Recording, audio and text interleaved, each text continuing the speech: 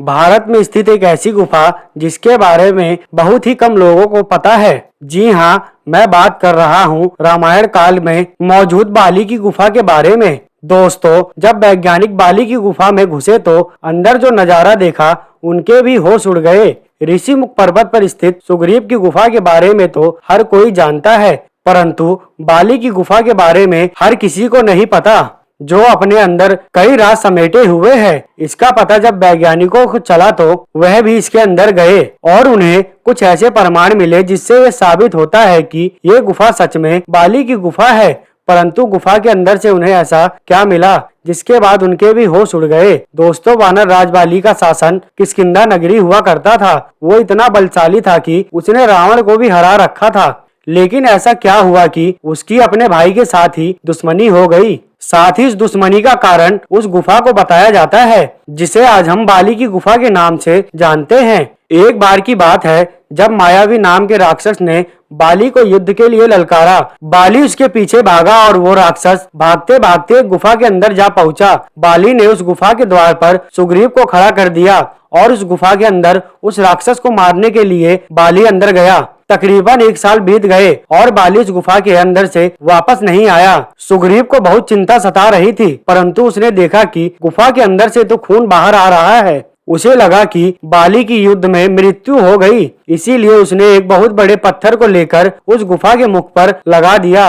लेकिन वो सच से अनजान था। दरअसल वो गुफा इतनी लंबी थी कि उस राक्षस को ढूंढने में ही बाली को 1 साल लग गए और 1 साल बाद उसने मायावी राक्षस का वध कर दिया। लेकिन जब वो गुफा के द्वार पर पहुंचा तो एक बहुत बड़ा पत्थर देखकर हैरान रह गया। उसने मन ही मन में सोच लिया कि शायद सुग्रीव में राज शासन का विचार आ गया है। उसने जैसे तैसे वो पत्थर हटाया और वापस अपनी नगरी पहुंचा और सुग्रीव पर गुस्सा होते हुए उसे धक्के मारकर अपनी नगरी से बाहर कर दिया।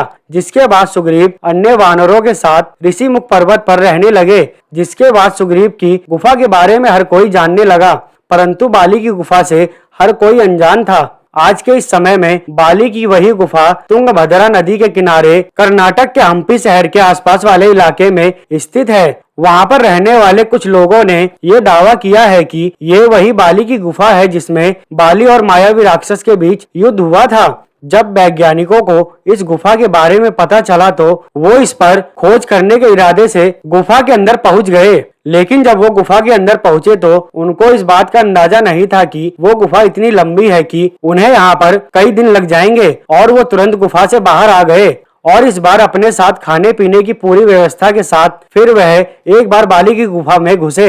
ये गुफा इतनी लंबी है, फिर भी वैज्ञानिक धीरे धीरे गुफा के अंदर चलते जा रहे थे। उन्हें बस कुछ ऐसा प्रमाण चाहिए था जिससे ये साबित हो सके कि ये गुफा सच में बाली की गुफा है। वो 2-3 दिन उसी गुफा में खोज करते रहे, परंतु उनके हाथ कुछ भी नहीं लगा। लेकिन 3 दिन बाद उन्हें अंदर से एक विशालकाय नाखून प्राप्त हुआ। वो नाखून कोई सामान्य नाखून नहीं था और ना ही किसी जानवर का नाखून था। वो सभी हैरान थे, आखिर ये नाखून किस प्रजाति का है, जिसे रिसर्च के लिए भेज दिया गया। जब वैज्ञानिक उस गुफा के और अंदर पहुंचे तो वहां उन्होंने कुछ ऐसा देखा जिससे उनके होश उड़ गए।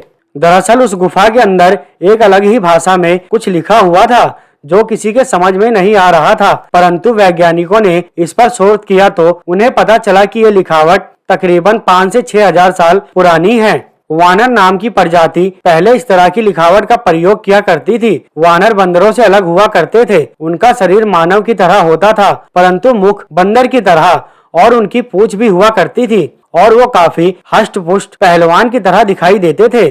जब उस नाखून की अच्छी तरह से जांच की गई तो पाया गया कि वो नाखून किसी आम इंसान का नाखून हो ही नहीं सकता, ना वो किसी जानवर का नाखून है। क्योंकि मायावी राक्षस और बाली के बीच उस गुफा में युद्ध हुआ था, तो ये प्रमाण दिए गए कि ये जरूर उस मायावी राक्षस के नाखून हैं। जिसके बाद वैज्ञानिकों ने भी इस बात पर मोहर लगा दी कि ये गुफा सच में बाली की गुफा है, जो आज के समय में कर्नाटक के हम्पी शहर के जंगली इलाकों में मौजूद है। दोस्तों, इस घटना को लेकर आपके क्या विचार हैं, हमें कमेंट में जरूर बताएं। वहीं अगर आप सबको हमारी ये जानकारी पसंद आई तो इसे एक लाइक दें, साथ ही अपने दोस्तों के साथ हमारी इस वीडियो को शेयर करें। हम मिलेंगे एक और नई जानकारी के साथ, तब तक के लिए नमस्कार। वीडियो देखने के लिए थैंक्स।